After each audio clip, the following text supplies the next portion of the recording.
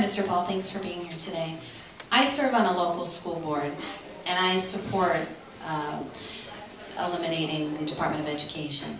The system is really broken.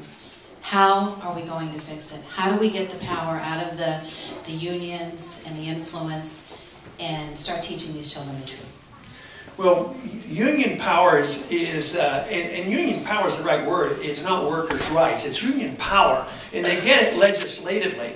Now, voluntary contracts is a basic principle of the marketplace. So if a businessman, there are no laws prohibiting unions from forming in the private sector, but there should be no power to force unions on a businessman that doesn't want to voluntarily have them. But you should have voluntary unions, and the businessman should make those choices, as long as you understood the principle of voluntary associations.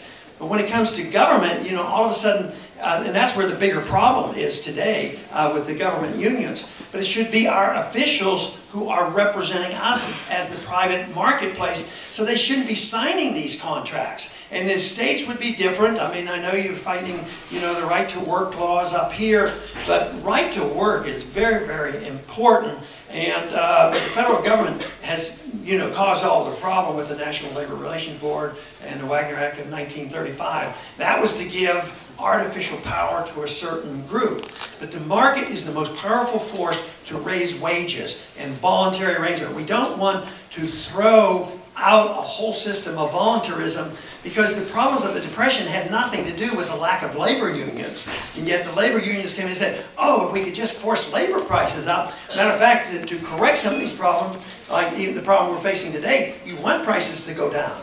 And prices of houses are still going down, but it should have happened in 6 to 12 months and have been over with. So this artificialness, it's a fixation of wages that count, makes us less competitive, and states that don't have it, they lose jobs. The jobs go south, where we have more right to work, but they go overseas too, because there's a lot of other regulation. You cannot avoid that discussion if you really want to change the environment and get our economy growing again. Thank you very much for coming. Enjoy.